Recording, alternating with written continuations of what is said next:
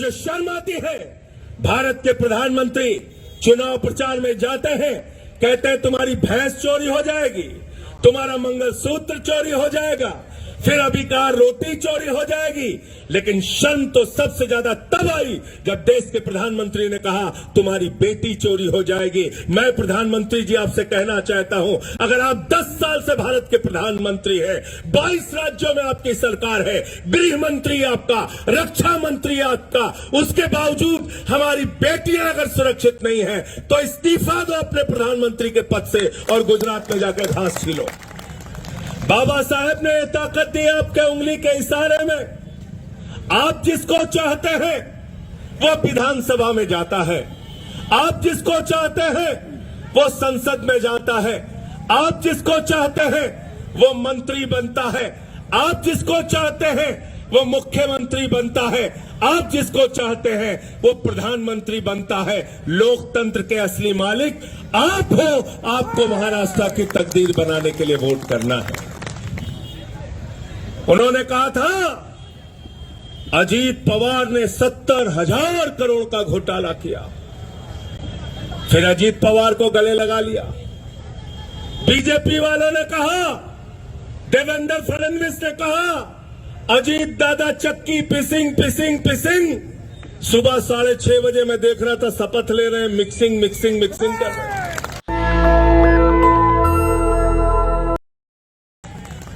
बाबा साहेब ने ताकत दी आपके उंगली के इशारे में। आप जिसको चाहते हैं वो विधानसभा में जाता है, आप जिसको चाहते हैं वो संसद में जाता है, आप जिसको चाहते हैं वो मंत्री बनता है, आप जिसको चाहते हैं वो मुख्यमंत्री बनता है, आप जिसको चाहते हैं वो प्रधानमंत्री बनता है। लोकतंत्र के असली मालिक आप हो। आपको महाराष्ट्र की तकदीर बनाने के लिए वोट करना है। मैं हाथ जोड़कर आपसे विनती करने के लिए आया हूं और इसलिए भी आया हूं कि जिन लोगों से आप लड़ाई लड़ रहे हैं वो भारतीय जनता पार्टी के लोग, वो शिंदे की पार्टी के लोग, वो अजीत पवार की पार्टी के लोग, इन्होंने महाराष्ट्र के अंदर पार्टियों को तोड़ने का काम किया है, विधायकों को तोड़ने का काम किया है, लोकतंत्र को खत्म करने का काम किया है, बाबा साहब के संविधान को कुचलने का काम किया है, महाराष्ट्र की जनता के साथ गद्दारी करने का काम किया है। और महाराष्ट्र के लोगों, छत्रपति शिवाजी महाराज का एक ही संदेश है, गद्दारों को माफी नहीं मिलनी चाहिए।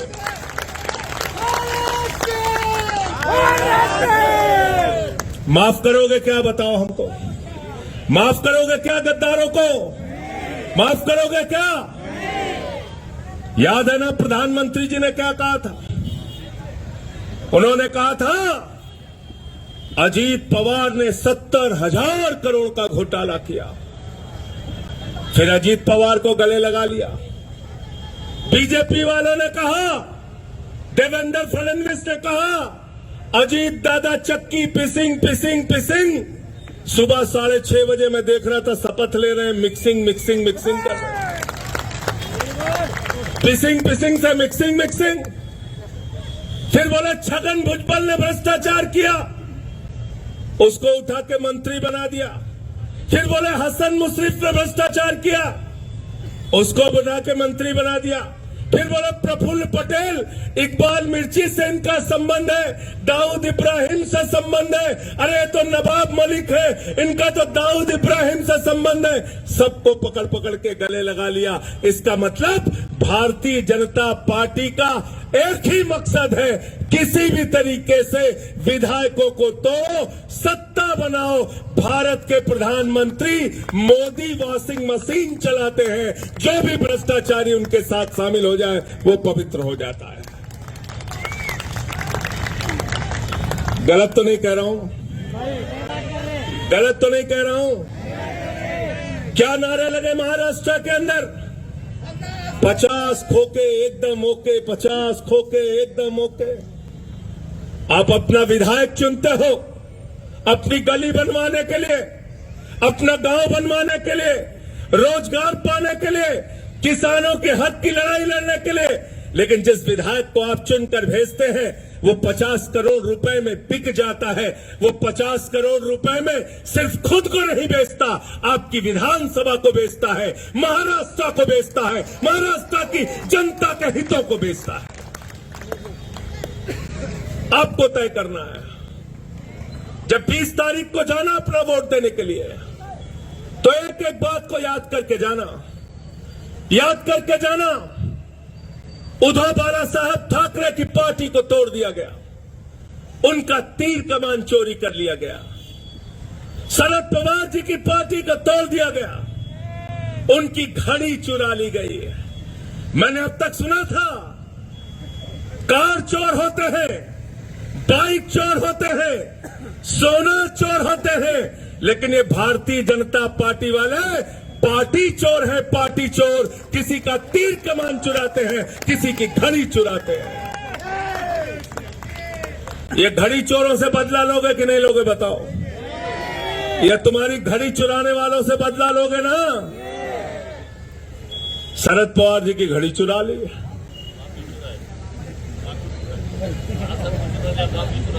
और तीर कमान चुरा लिया बाला साहब ठाकरे जी का। तो ये पार्टी चोर लोग हैं। चुनाव आया है तो ये नहीं बताते कि महाराष्ट्र में बच्चों के लिए स्कूल कितने बनाए, आपको ये नहीं बताते कि सरकारी अस्पतालों की सुविधा कितनी बढ़ाई, ये नहीं बताते विदर्भ के लोगों को कि जो किसान आत्महत्याएं कर रहे हैं उनके कर्जे को माफ करने के लिए क्या किया, ये नहीं बताते कि सोयाबीन की खेती के लिए क्या किया, ये नहीं बताते कि महाराष्ट्र के तरक्की के लिए क्या किया। नारा देते हैं बटेंगे, कटेंगे, बटेंगे, कटेंगे। मैं आपसे कहना चाहता हूं, अगर बटोगे तो तुम्हारे बच्चों के सरकारी स्कूल बंद हो जाएंगे, अगर बटोगे तो तुम्हारे सरकारी अस्पताल बंद हो जाएंगे, अगर बटोगे तो तुम्हारी सड़कें टूट जाएंगी, अगर बटोगे तो किसान आत्महत्या करने के लिए मजबूर होगा, अगर बटोगे तो नौजवान ये बेरोजगारी के कारण आत्महत्या करने के लिए मजबूर होगा, अगर बटोगे तो भारत की सेना को 4 साल के लिए अग्निवीर के नाम पे गिरवी रखा जाएगा, अगर बटोगे तो महंगाई से तुम्हारी कमर तोड़ दी जाएगी। इसलिए मैं आपसे कहने के लिए आया हूं, यूपी के, बिहार के, महाराष्ट्र के एक एक मतदाता से कहने के लिए आप सबसे आया हूं कि न बटिए न कटिए, मिलके बीजेपी को रपटिए। करना नहीं करना बताओ? रपटना है ना इनको? हिंदू मुसलमान करते हैं चुनाव में, या हमारी माताएं बहनें बैठी हैं अपने पति से छिपा के 1500 की नोट घर के संदूक में रखी थी कि बेटी की शादी होगी तो ये पैसा काम आएगा, घर बनाना होगा तो ये पैसा काम आएगा, घर में कोई बीमार हो जाएगा तो ये पैसा काम आएगा, कभी मजबूरी में, कभी हमारे बच्चों को जरूरत होगी तो पैसा काम आएगा। नरेंद्र मोदी ने कहा माताओं और बहनों यही काला धन है, इसको निकालो, लाइन में लगो, नोटबंदी कर दी, पैसा जमा करा लिया। बर्बाद किया कि नहीं किया बताओ? बर्बाद किया। तुम्हारा पैसा जमा करा लिया और पैसा किसको दे दिया? अपने दोस्तों को दे दिया। 20,000 करोड़ लेके नीरव मोदी भाग गया, 10,000 करोड़ लेके विजय माल्या भाग गया, 6,000 करोड़ लेके नितिन संदेशा भाग गया, 3,000 करोड़ लेके ललित मोदी भाग गया। अरे मोदी जी, तुम कहते हो बटिए नहीं, कटिए नहीं, मैं आपसे कहना चाहता हूं, ये हिंगना विधानसभा के लोग बिना बटे आएंगे। हमको नीरव मोदी का घर बताओ, 20,000 करोड़ रुपए लूटा है, हम सब इकट्ठा होकर आएंगे उससे पैसा वापस लेने के लिए। बताओ चलोगे ना? बताओ हमको 10,000 करोड़ रुपए की संपत्ति जो हमारी लूट के ले गया विजय माल्या, बताओ उसका पता। हम सब मिल के बिना बटे आएंगे उससे अपना पैसा वसूलने के लिए। देश की जनता को बेवकूफ समझते हो? भारत के प्रधानमंत्री चुनाव प्रचार में आते हैं, अपने वादों के बारे में बात नहीं करते। क्या कहा था 2014 में? नौजवानों वोट दे दो, 2 करोड़ नौकरी हर साल देंगे। क्या 20 करोड़ नौकरी हिंदुस्तान के नौजवानों को मिल गई? कहा था महंगाई कम करेंगे, 40 रुपए का डीजल हो जाएगा, 50 रुपए का पेट्रोल हो जाएगा। क्या इस देश के अंदर महंगाई कम हो गई? वादा किया था प्रधानमंत्री ने, किसानों की आमदनी दोगुना कर देंगे। क्या देश में किसानों की आमदनी दोगुना हो गई? नहीं। इन सारे सवालों पर प्रधानमंत्री बात नहीं करते। 10 साल भारत के प्रधानमंत्री रहने के बाद मोदी जी आते हैं, कहते हैं एक रहेंगे तो सेफ रहेंगे। क्या कहते हैं? एक रहेंगे तो सेफ रहेंगे। मुझे शर्म आती है, भारत के प्रधानमंत्री चुनाव प्रचार में जाते हैं, कहते हैं तुम्हारी भैंस चोरी हो जाएगी, तुम्हारा मंगलसूत्र चोरी हो जाएगा, फिर अभी कहा रोटी चोरी हो जाएगी। लेकिन शर्म तो सबसे ज्यादा तब आई जब देश के प्रधानमंत्री ने कहा तुम्हारी बेटी चोरी हो जाएगी। मैं प्रधानमंत्री जी आपसे कहना चाहता हूं, अगर आप 10 साल से भारत के प्रधानमंत्री हैं, 22 राज्यों में आपकी सरकार है, गृह मंत्री आपका, रक्षा मंत्री आपका, उसके बावजूद हमारी बेटियां अगर सुरक्षित नहीं है तो इस्तीफा दो अपने प्रधानमंत्री के पद से और गुजरात में जाकर घास छीलो। जाओ गुजरात में जाकर घास छीलो। देश का प्रधानमंत्री कह रहा है बेटियां सुरक्षित नहीं है, एक है तो सेफ है। यहां कहते हैं एक है तो सेफ है, और दुबई में जाते हैं, कतर में जाते हैं तो वहां शेखों को गले लगाते हैं, कहते हैं हम तुम अगर एक है तो हमारे बच्चे सेफ हैं। किसका धंधा चल रहा है रमेश जी? जय शाह का धंधा चलता है दुबई के शेखों के साथ। देवेंद्र वानखेड़े जी बताओ आप, चलता नहीं चलता? चलता है ना? तो यहां आपसे लड़वाते हैं और दुबई में कतर में गले लगाते हैं। ये राष्ट्रवाद की बात करेंगे, ये राष्ट्रवाद की बात करेंगे। अरे आपकी तो पार्टी का नाम ही राष्ट्रवादी कांग्रेस पार्टी है, आपको क्या राष्ट्रवाद सिखाने आए हैं? मैं नागपुर में खड़ा हूं और आपको चैलेंज देके जा रहा हूं, कोई भी बीजेपी वाला मिले उससे एक सवाल पूछना, राष्ट्रवाद के बारे में तुम लोग बात करते हो भाजपाइयों, अपने 4 पुरखों का नाम बताओ जिन्होंने हिंदुस्तान की आजादी में शहादत दी है। संजय सिंह इस्तीफा दे देंगे राजनीति से। मैं आपसे कह रहा हूं, मैं राजनीति से संन्यास ले लूंगा। 4 शहीदों का नाम बताओ, भाजपाइयों से पूछ लेना, 4 शहीदों का नाम बताओ जिन्होंने हिंदुस्तान की आजादी के लिए अपने प्राणों की आहुति दी है, जिनका ताल्लुक भाजपा की विचारधारा से रहा हो, जिनका ताल्लुक आरएसएस से रहा हो। अरे आरएसएस वो संस्था है जिन्होंने 52 साल तक भारत माता की आन बान और शान तिरंगे झंडे को नहीं फहराया। जिन लोगों ने तिरंगे को नहीं फहराया, जिन्होंने तिरंगे से नफरत की, वो राष्ट्रवादी नहीं हो सकते। ये देश के गद्दार लोग हैं। मैं आपसे कहने के लिए आया हूं, दलितों की पिछड़ों के सवाल पे मैं बात करने के लिए आया हूं। पूछो आरएसएस के लोगों से, पूछो बीजेपी वालों से, 100 साल हो गया आरएसएस को बने हुए, एक भी दलित, एक भी पिछड़ा आज तक आरएसएस का प्रमुख क्यों नहीं हुआ? इसका जवाब मांगो, इनसे सवाल करो, पूछो इनसे। हिंदू की बात करते हो, राष्ट्रवाद की बात करते हो। भारत के प्रधानमंत्री, भारत के पहले प्रधानमंत्री है नरेंद्र मोदी, जिन्होंने पाकिस्तान के प्रधानमंत्री नवाज शरीफ को अपने शपथ ग्रहण में बुलाया। भारत के पहले प्रधानमंत्री है नरेंद्र मोदी, जो बिना बुलाए नवाज शरीफ के बर्थडे का केक काटने चले गए क्योंकि अपने दोस्त जिंदल को ठेका दिलवाना था।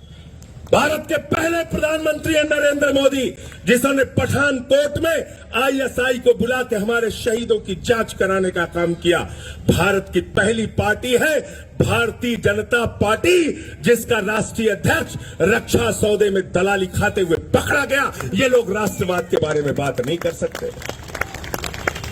ये राष्ट्रवाद के बारे में बात करेंगे ये भाजपा के लोग। इनसे पूछना और कहना संजय सिंह आए थे, क्या शरद पवार जी गए थे जिन्ना की कब्र पे? अरविंद केजरीवाल गए थे जिन्ना की कब्र पे? क्या उद्धव ठाकरे गए थे जिन्ना की कब्र पे? नहीं, जिन्ना की कब्र पे, भारत के टुकड़े करने वाले जिन्ना की कब्र पे अगर कोई गया था तो भारतीय जनता पार्टी के नेता लाल कृष्ण आडवाणी गए थे, बीजेपी वाले गए थे। तुम हमसे राष्ट्रवाद की बात करते हो, तुम राष्ट्रवाद सिखाते हो हमें। जिन्होंने इस देश के साथ गद्दारी करने का काम किया, जिन्होंने हमारे तिरंगे से नफरत करने का काम किया। इसलिए साथियों और दोस्तों, आपसे कहना चाहता हूं, अपने मुद्दों पे ध्यान देना, ये फर्जी नारों के चक्कर में मत पड़ना। और जब वोट देने के लिए जाना 20 तारीख को, तो नरेंद्र मोदी ने कहा था ना, माताओं और बहनों, घर का सिलेंडर देख के जाना। एक तो मैं एक बात ये कहता हूं, सांसद जी, आपकी भी राजनीति लंबी हो गई, रमेश भाई की तो हम सबसे ज्यादा है। जिंदगी में बहुत नेता इनको मिले होंगे, लेकिन नरेंद्र मोदी जैसा झूठा प्रधानमंत्री आज तक हमने नहीं देखा। जितने कॉन्फिडेंस के साथ आप सच नहीं बोल सकते, उससे ज्यादा कॉन्फिडेंस के साथ हमारा प्रधानमंत्री झूठ बोलता है। हर बात में झूठ, हर बात में झूठ बोलना। एक बार बिहार में गए तो कहने लगे, सिकंदर जब बिहार में आया था तो बिहारियों ने मार के भगाया था। बिहारियों ने कहा, भैया सिकंदर कभी बिहार में नहीं आया। हमारे यहां खलीलाबाद में गए यूपी में तो कहने लगे, संत कबीर दास जी, बाबा गुरु नानक देव जी, बाबा गुरु नानक गोरखनाथ जी एक साथ बैठ के मीटिंग करते थे। उनके जीवन काल में ही 100 साल का अंतर है। ऐसा झूठ बोलने वाला प्रधानमंत्री कहते हैं, नाली के गैस से चाय बना लो आप लोग। झूठ बोलने वालों की पार्टी है। तो क्या बोला था आपसे कि भाइयों और बहनों, जब अपने घर से वोट देने के लिए जाना तो अपने गैस का सिलेंडर देख के जाना। तब गैस के सिलेंडर का दाम था 400 रुपए। आज संजय सिंह आपसे कहने के लिए आया है, जब 20 तारीख को वोट देने के लिए जाना तो घर का सिलेंडर जरूर देख के जाना। 3 गुना दाम हो गया सिलेंडर का। दाल का डब्बा भी देख के जाना, 250 रुपए किलो में दाल खरीदनी पड़ी। सरसों के तेल का डब्बा भी देख के जाना, 300 रुपए में सरसों का तेल खरीदना पड़ा। देख के जाना अपनी मोटरसाइकिल को, जिसमें 110 रुपए का पेट्रोल भरवाने के लिए मजबूर रहे आप। देख के जाना अपनी डीजल वाली गाड़ी को, ऑटो को, कार को, जिसमें 100 रुपए का डीजल भरवाया आपने। देख के जाना किसानों के चेहरे को, याद करके जाना उनकी आत्महत्याओं को, याद करके जाना माताओं बहनों के साथ जो जुल्म और जाति महाराष्ट्र में हुई, और याद करके जाना कि आपके सबसे प्रिय और आदरणीय छत्रपति शिवाजी महाराज की मूर्ति में भी शिंदे सरकार ने घोटाला किया। जो छत्रपति शिवाजी महाराज के नहीं हुए, वो आपके कभी हो नहीं सकते, वो आपके कभी। इसलिए मैं आपसे कहने के लिए आया हूं, इस बार वोट कहां पे आपको देना है? 3 नंबर। कहां पे देना है? 3 नंबर। 3 नंबर रमेश जी को, तुतारी वाले खाने पे, तुतारी वाले खाने पे। ये तुतारी बजाइए शिंदे के, भाजपा के, अजीत पवार के नापाक गठजोड़ के खिलाफ। ये तुतारी बजाइए बेरोजगारी के खिलाफ। ये तुतारी बजाइए भ्रष्टाचार के खिलाफ। ये तुतारी बजाइए किसानों के हक में। ये तुतारी बजाइए अग्निवीर योजना के खिलाफ। ये तुतारी बजाइए महंगाई के खिलाफ। और जब आप ये तुतारी बजाएंगे तो ये जो बहरे कान है भारतीय जनता पार्टी के, ये आपकी बातों को सुनने के लिए मजबूर होंगे, आपकी मांगों को मानने के लिए मजबूर होंगे। मुझे कोई बता रहा था कि यहां का जो कैंडिडेट है बीजेपी का, उसके बाप को शरद पवार ने बनाया। गलत तो नहीं कह रहा हूं? सही बात है। गलत तो नहीं कह रहा हूं? सही बात है। तो लोग यहां पे कह रहे हैं जो शरद पवार का नहीं हुआ, वो हिंगना की जनता का क्या होगा भाई? तो इसकी जमानत जब्त करा देना, इनको जवाब दे देना, सूद समेत जवाब दे देना। आपसे ये कहने के लिए आया हूं कि किसी भी नकली नारे के चक्कर में मत फंसना।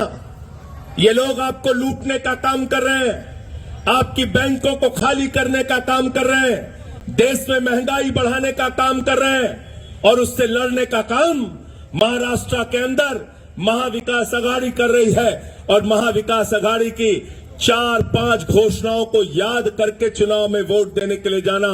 इन लोगों ने अपने घोषणा पत्र में ऐलान किया है, महाविकास अघाड़ी ने ऐलान किया है, सरकार बनने के बाद महाविकास आघाड़ी की सरकार बनने के बाद माताओं और बहनों के खाते में 3,000 रुपए प्रतिमाह दिया जाएगा।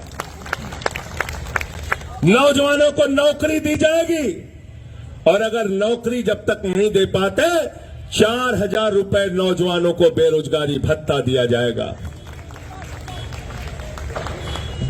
दिल्ली के अंदर अरविंद केजरीवाल जी ने महिलाओं के लिए बस की यात्रा फ्री की है। मुझे बहुत खुशी है कि महाराष्ट्र में भी महाविकास आघाड़ी ने ऐलान किया है बस की यात्रा महिलाओं के लिए पूरी तरीके से फ्री रहेगी। और यहां किसान विदर्भ के अंदर आत्महत्या करने के लिए मजबूर है। मुझे खुशी है, ऐलान किया है महाविकास आघाड़ी ने कि 3 लाख रुपए तक का किसानों का कर्जा जीरो किया जाएगा, उसको माफ किया जाएगा। मुझे मालूम है कि बिजली के नाम पे आपको लूटा गया। मुझे मालूम है कि आपके साथ यह सरकार तमाम तरीके के अन्याय कर रही है। आने वाली 20 तारीख को सूद ब्याज समेत उसका बदला लेने का काम करना और इस बार महाविकास आघाड़ी की सरकार बनाइए, महाराष्ट्र को आगे लेकर जाइए। आपके साथ जो गद्दारी की गई है, जो धोखा किया गया है, भारत के प्रधानमंत्री आके भाषण देते हैं। मैं उनसे पूछना चाहता हूं, प्रधानमंत्री जी, महाराष्ट्र के लोगों ने क्या गुनाह किया था? आपने 16 योजनाएं, 16 प्रोजेक्ट महाराष्ट्र से उठा के लगभग 2 लाख करोड़ रुपए का प्रोजेक्ट उठा के आप गुजरात लेकर चले गए। जिन लोगों ने महाराष्ट्र के साथ सौतेली मां जैसा व्यवहार किया है, उस भारतीय जनता पार्टी की जमानत जब्त कराने का काम आपको करना है। और हमारे उत्तर भारतीय लोग जो यहां पे हैं, उनसे भी हाथ जोड़ के कहने के लिए आया हूं, यूपी में तो बीजेपी का सफाया हो गया ना? हो गया ना? कितनी सीट हारे? 43-44 सीट हार गए। और कहां कहां हारे? कहां कहां हारे? कहां हारे? अयोध्या हार गए, सबको याद है। ताली बजाओ अपने लिए एक बार। अयोध्या हार गए, सुल्तानपुर हार गए, अकबरपुर हार गए, प्रतापगढ़ हार गए, कौशाम्बी हार गए, प्रयागराज हार गए, चित्रकूट हार गए, सीतापुर हार गए, रामपुर हार गए, रामटेक हार गए, नासिक हार गए। जहां जहां से प्रभु श्री राम गुजरे वो सारी की सारी सीटें बीजेपी वाले हार गए। अरे जब प्रभु श्री राम ने आपको संदेश दे दिया कि अब हमने बीजेपी का साथ छोड़ दिया, तो अब आप लोग भी संकल्प ले लीजिए कि आप भी बीजेपी का साथ पूरी तरीके से छोड़ दीजिए। तैयार हो सब लोग? हाथ उठा के बताओ, हमारे जितने यूपी, बिहार, उत्तर भारत के लोग हैं, मराठी भाइयों के साथ इस बार मिलकर वोट करना और भारतीय जनता पार्टी को संदेश देने का काम करना, उनको इस चुनाव में हराने का काम करना। ये आपसे कहने के लिए आया हूं, क्योंकि हिंदू धर्म झगड़े और लड़ाई नहीं सिखाता, हिंदू धर्म आपस में बंटना और बांटना नहीं सिखाता, हिंदू धर्म बंटना और कटना नहीं सिखाता।